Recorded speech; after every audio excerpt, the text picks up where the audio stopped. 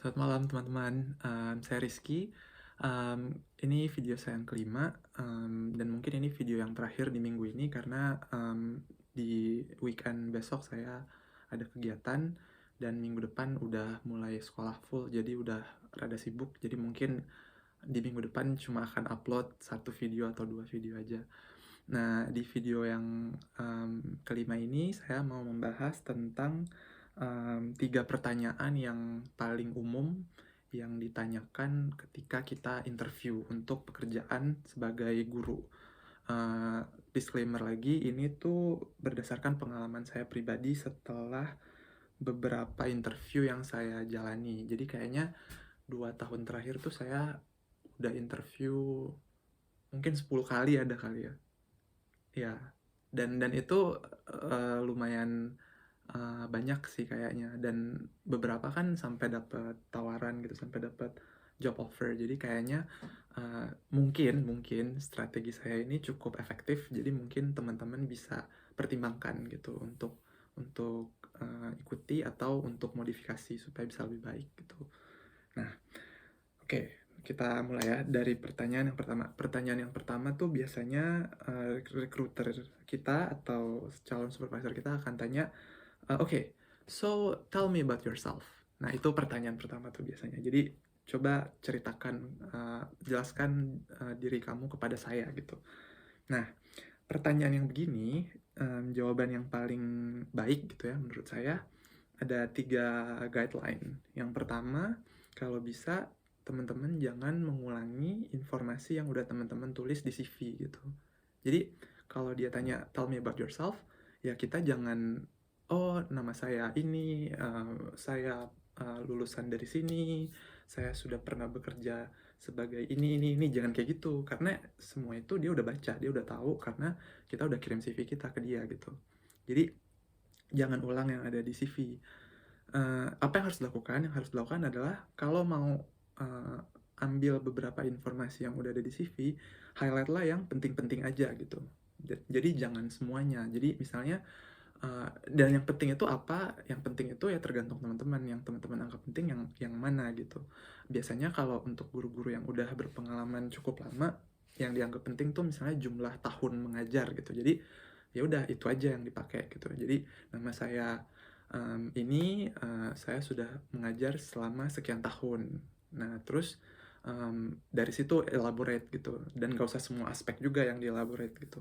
Atau yang ketiga nih, kalau misalnya nggak mau highlight yang penting-penting aja, teman-teman bisa, kasih, hal yang tetap relevan dengan isi CV-nya, tapi nggak ditulis di situ gitu. Jadi misalnya gini, nama saya kayak misalnya nama saya Rizky, saya merupakan lulusan dari jurusan Matematika Universitas XXX gitu. Waktu saya kuliah, saya tuh suka sama pelajaran, ini. Tapi ternyata waktu itu walaupun saya suka, nilai ujian saya tuh jelek loh. Ternyata setelah saya lulus saya baru sadar nilai ujian saya itu bisa jelek karena saya begini.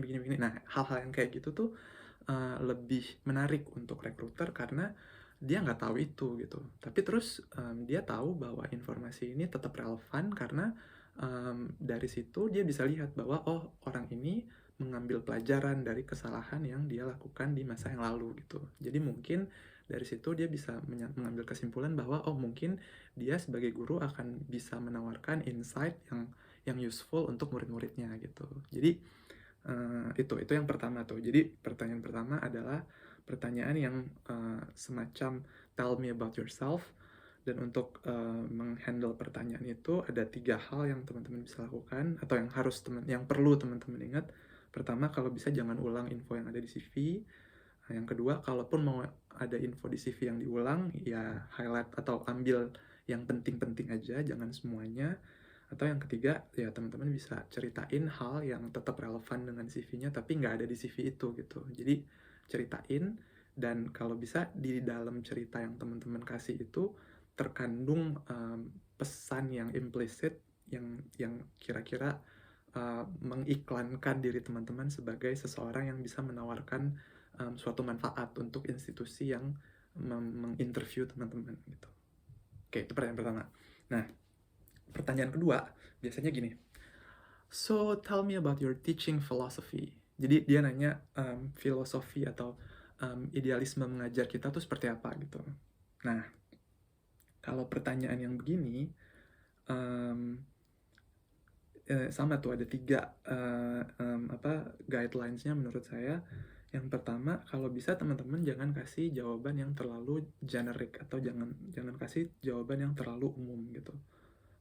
Jadi misalnya, jadi kan dia nanya tuh, "Tell me about your teaching philosophy." Terus jangan mulai dengan kalimat yang gini, "As a teacher, I love teaching so much." Itu terlalu generik gitu. Jadi, mmm, itu membosankan. Jadi itu udah turn off the interviewer like at that instance. Jadi teman-teman udah hilang lah, atensinya dia gitu. Jadi kalau kalau bisa, kalaupun mau pakai term yang generic, di-rephrase, jangan jangan pakai kalimat yang plek-plek kayak gitu, gitu. Jadi misalnya kalau teman-teman bilang, teman-teman itu suka ngajar, teman-teman bisa rephrase misalnya gini, mmm, so dia tanya kan, "Tell me about your teaching philosophy." Terus teman-teman bisa mulai dengan kalimat misalnya gini, "As a teacher, hearing to my students big long O is always satisfying." Jadi bilang teman-teman senang kalau teman-teman dengar muridnya teman-teman tuh bilang, "Oh," gitu. Nah, itu sesuatu yang lebih menarik. Padahal pesan di dalamnya tuh tetap generik kan, intinya teman-teman senang ngajar gitu. Tapi dikemas sedemikian rupa sehingga nggak jadi membosankan untuk si interviewernya. Karena kita harus ingat bahwa interviewer itu sudah mewawancara puluhan atau mungkin ratusan kandidat, baik di tahun itu ataupun di tahun-tahun sebelumnya. Jadi kalau kalau teman-teman memberikan jawaban yang itu lagi, ya dia bosen gitu. Dia bisa baca sesuatu yang predictable biasanya tidak tidak jadi exciting buat seseorang gitu.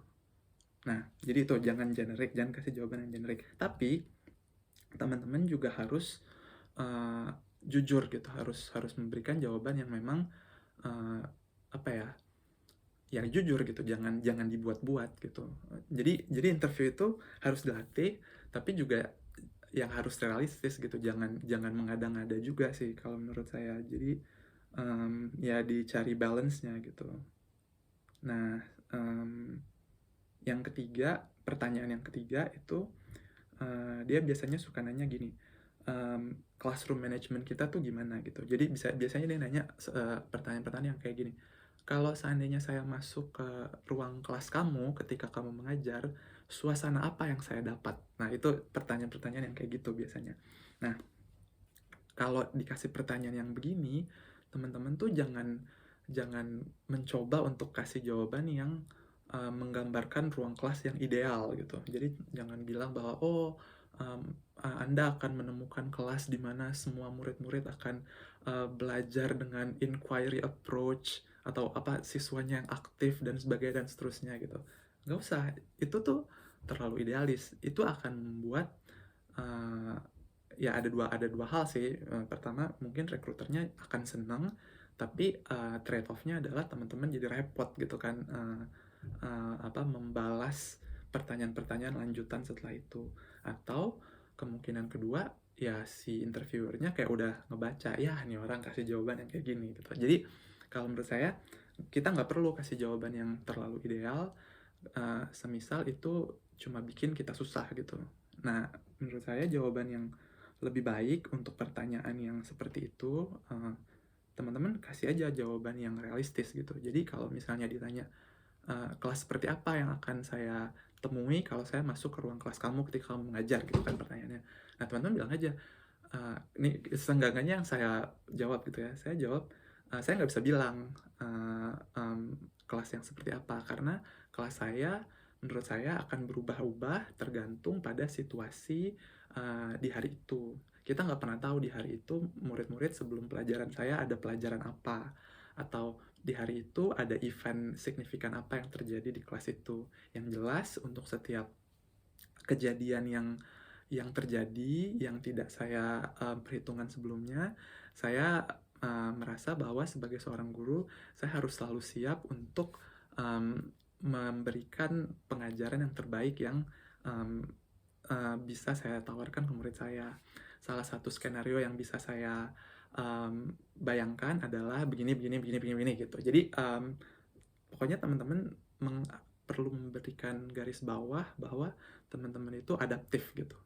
Nah, caranya gimana, teman-teman bisa kasih beberapa contoh gitu. Tapi maksud saya jangan mencoba untuk memberikan jawaban yang, one fits all gitu. Jadi nggak perlu begitu gitu. Jadi nggak apa-apa kita jadi orang yang, memberikan, informasi kepada recruiter tentang our vulnerability side gitu. Sepanjang kita juga memberikan pesan bahwa saya tuh nggak sempurna, tapi saya, berusaha loh untuk memperbaiki diri gitu. Karena memang pada dasarnya kan ya nggak ada guru yang semuanya bagus-bagus aja gitu kan. Jadi kalau menurut saya lebih baik kita jujur bilang, kita nggak tahu gitu kelas kita akan seperti apa, tapi ya itu, kita kasih tahu kalau misalnya kasusnya begini, yang saya lakukan tuh begini gitu. Kalau kasusnya begitu, yang saya lakukan begitu gitu. Nah, tapi terus teman-teman juga bilang, dan saya tetap sadar bahwa saya nggak akan bisa mengantisipasi semua kasus, ya tapi saya yakin seiring dengan berjalannya waktu, saya akan, bisa melakukan yang lebih baik lagi, kayak gitu-gitulah. Pokoknya jawaban yang menunjukkan bahwa kita tuh punya growth mindset, gitu. Ya, itu sih. Jadi 3 pertanyaan itu, yang pertama, tell me about yourself. Yang kedua, what is your teaching philosophy? Yang ketiga, tell me about your classroom management, atau kayak, describe me, what kind of class will I find whenever I pop into your class while you're teaching. Nah, terus ya jawabannya yang tadi saya bilang sih. Tapi sekali lagi itu cuma jawaban yang saya berikan ketika saya interview, dan so far sih baik-baik aja sih jawaban yang begitu gitu. Karena setelah interview biasanya saya ya lanjut ke babak berikutnya, atau ya saya dapat job offer-nya gitu. Jadi saya rasa jawaban-jawaban atau cara-cara menjawab yang seperti tadi tuh lumayan efektif. Cuma kalau misalnya teman-teman merasa ada hal yang perlu diperbaiki, ya silahkan diperbaiki. Kalau bisa saya dikasih tahu juga gitu, mungkin bisa di komen gitu, kayak Ki bagusnya begini-begini. Saya senang sekali gitu. Dan saya rasa pertanyaan-pertanyaan yang begini juga applicable untuk karir yang bukan guru, karena kayak misalnya tell me about yourself, kayaknya apapun kerjaan yang kita akan apply, dia akan tanya itu deh menurut saya. Terus kayak what is your teaching philosophy, itu kan untuk guru ya. Mungkin kalau untuk yang karyawan kantoran gitu, kayak tell me how do you see yourself within 5 years from now, misalnya kayak gitu kan. Nah, itu sama tuh kayaknya jawabannya. Jadi jangan kasih hal-hal yang generik, tapi tetap harus jujur gitu. Terus kayak classroom management itu kan teknis untuk guru ya. Paling kalau untuk orang kantoran ya tergantung bisnis dari perusahaan itu apa. Jadi saya rasa pertanyaan ketiga biasanya berhubungan dengan teknis sih. Dan ya saya rasa sarannya juga applicable. Kita nggak perlu untuk mencoba mempresentasikan diri kita sebagai kandidat sempurna gitu. Tapi cobalah presentasikan diri kita sebagai kandidat yang mau berkembang. Gitu sih. Oke, terima kasih. Selamat berakhir pekan. Sampai jumpa.